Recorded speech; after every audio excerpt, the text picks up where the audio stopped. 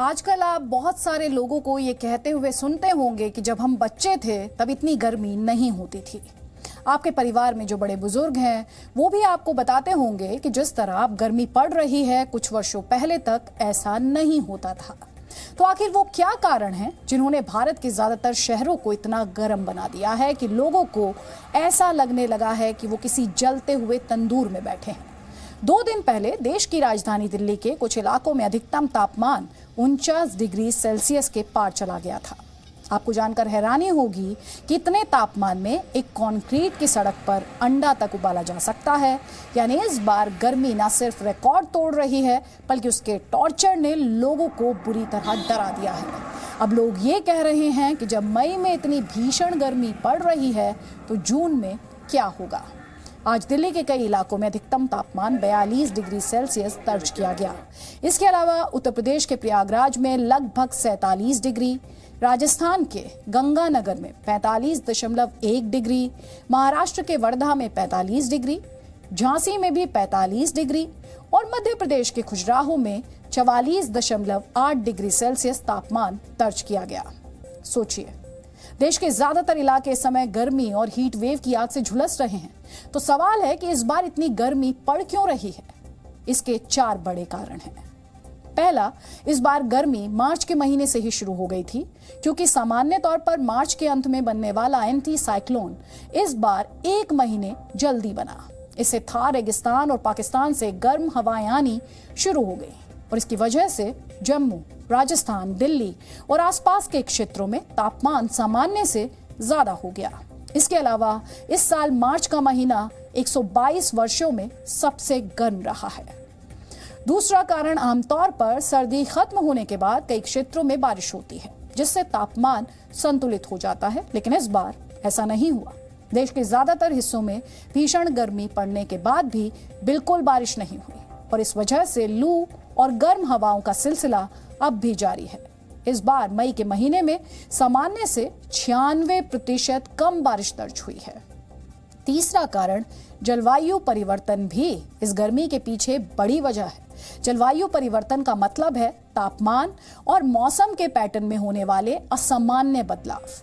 कोयला, तेल उत्पाद और गैसों का ज्यादा इस्तेमाल इस समस्या के लिए जिम्मेदार है, क्योंकि इनसे ग्रीन हाउस गैस निकलती हैं जो वातावरण को नुकसान पहुंचाती हैं और इससे पृथ्वी का तापमान सामान्य से ज्यादा हो जाता है। और इस गर्मी का चौथा कारण है खुद इंसान। आज भारत के ज्यादातर शहरों का स्वरूप पूरी तरह बदल चुका है। इन शहरों की हरियाली में दिनों दिन कमी आ रही है। विकास के नाम पर सैकड़ों पेड़ काटे जा रहे हैं। ऊंची और बड़ी इमारतों की संख्या तेजी से बढ़ रही है। घरों में एयर कंडीशनर यानी एसी का इस्तेमाल भी बढ़ता जा रहा है। पक्की यानी कंक्रीट की सड़कों का विस्तार हो रहा है।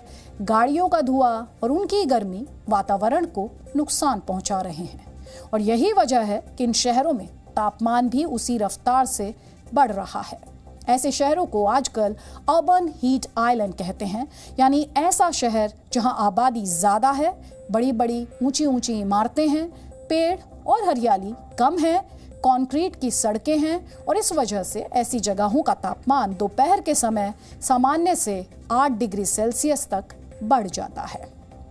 यानी अगर आप ऐसे शहर में रहते हैं जहां की आबादी कम है, हरियाली ज्यादा है, आसपास कोई तालाब या पानी का कोई दूसरा स्रोत है, तो आपका शहर उन शहरों की तुलना में ज्यादा ठंडा होगा जहां ये सब कुछ काफी सीमित है।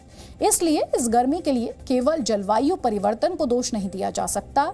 इसमें विकास एक बड़ा फैक्टर है जिसकी कीमत आज आप लू के थपेड़े सहकर चुका रहे हैं।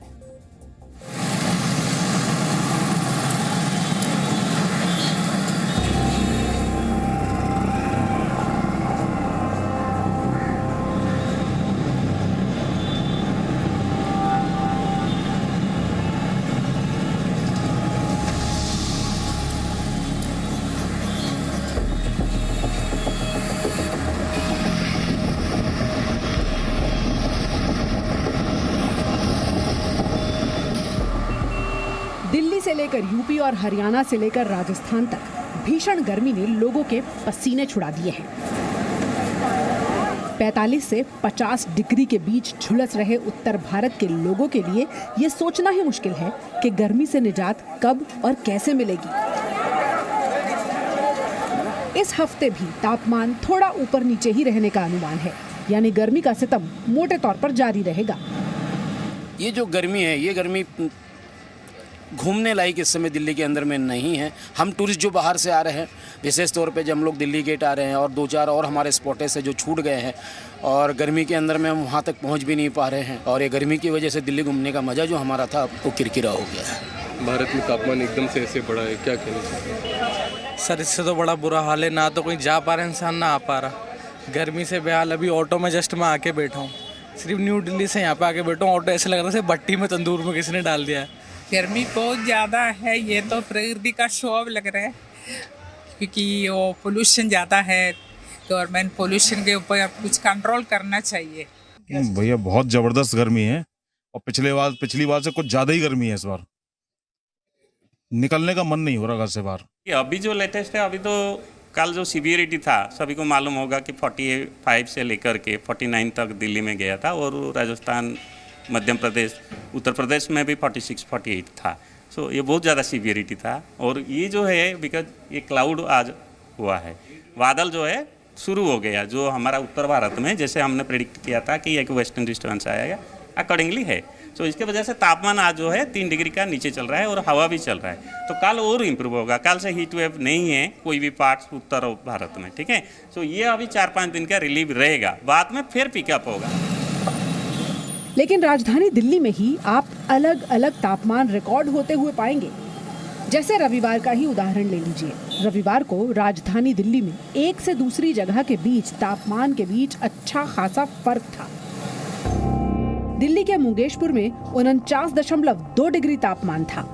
दिल्ली के नजफगढ़ में 49.1 डिग्री सेल्सियस, तो वहीं दिल्ली के मयूर विहार में 45 डिग्री तापमान था।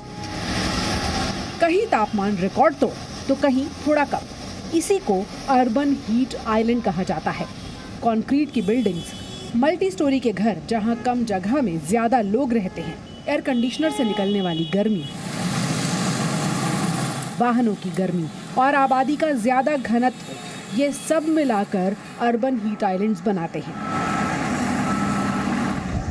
मसलन अगर आपके घर के इलाके के पास कोई झील हो तो वहां का तापमान बाकी जगहों के मुकाबले 2 से 4 डिग्री तक कम रहेगा। अमेरिकी पर्यावरण संरक्षण एजेंसी के मुताबिक ज्यादातर मानव निर्मित संरचनाओं वाले शहरी केंद्रों में दूसरे क्षेत्रों की तुलना में उच्च तापमान के द्वीप बन जाते हैं। ऐसा इसलिए होता है क्योंकि इमारतों और सड़कों जैसे निर्माण प्राकृतिक संसाधनों जैसे जलाशयों और हरियाली के मुकाबले सूर्य की गर्मी को ज्यादा सोखते हैं और वापस उसे रिफ्लेक्ट भी करते हैं। इसी को हीट आइलैंड इफेक्ट कहा जाता है। हीट आइलैंड इफेक्ट शहरी क्षेत्रों में दिन के तापमान को 8 डिग्री तक बढ़ा सकता है। वेस्टर्न डिस्टर्बेंस में जो परिवर्तन आया है, जिसकी वजह से आपको धूल भरी आंधी या जो उसका तापमान का जो परिवर्तन है वो आपको दिखाई दे रहा है। बस बिना वेस्टर्न डिस्टर्बेंस के आपके यहाँ बारिश नहीं होगी, इसलिए उसका आना या उसका होना हमारे लिए खतरे की घंटी नहीं है, वो उसकी स्वाभाविक प्रक्रिया है।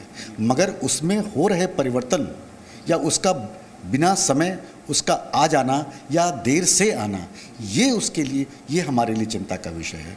और इसका कारण जो है वो हमारे क्लाइमेट में जो परिवर्तन, जो क्लाइमेट चेंजेस जो हुए हैं, जिसकी वजह से ये तमाम चीज़ें आप उसको देख रहे हैं। हीट आइलैंड्स एक ही एरिया में, आप शहर बोल लें, आप राज्य बोल लें, आप डिस्ट्रिक्ट बोल लें, हम पाते हैं कि अलग अलग तापमान, और थोड़ा बहुत नहीं बहुत ज़्यादा जब तापमान में अंतर आ जाता है, एक जगह तापमान 4 या 5 डिग्री अधिक हो जाता है तो हम उसे हीट आइलैंड कहते हैं। दिल्ली में हम अक्सर ये देखते हैं।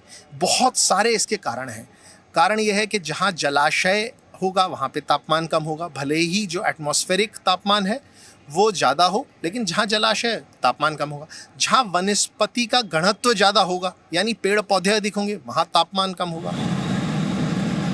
दिल्ली सरकार के राजस्व विभाग के दस्तावेजों के मुताबिक राजधानी में कभी 1012 तालाब हुआ करते थे, लेकिन हाईकोर्ट में दिए गए हलफनामे में राज्य सरकार ने यह स्वीकार किया था कि राजधानी में अब तकरीबन 600 तालाब ही बचे हैं।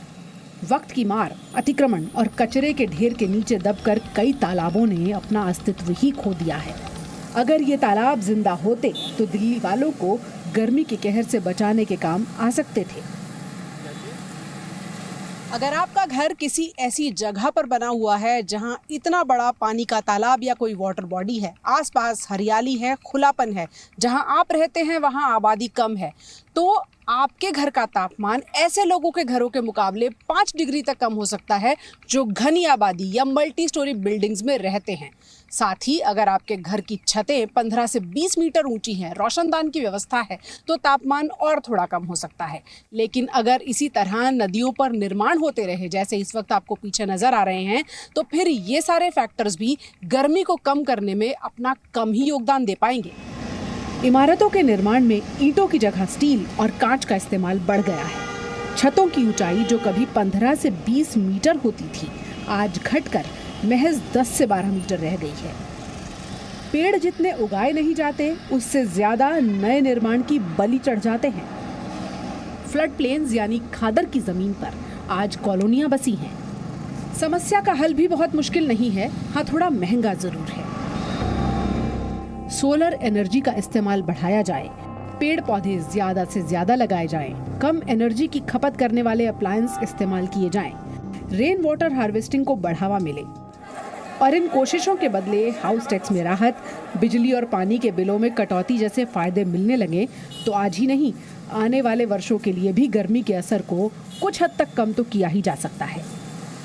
दिल्ली से आदित्य प्रताप सिंह के साथ पूजा मक्कड़, जी मीडिया। अब अगली बार आपसे कोई ये पूछे कि आजकल भारत में इतनी गर्मी क्यों पड़ रही है, तो आप उसे हमारा ये विश्लेषण दिखा सकते हैं। ऐसा करके आप लोगों को मौसम में हो रहे असामान्य बदलाव के बारे में भी जागरूक कर सकते हैं। Presenting B News app available on Google Play and App Store. Download it now.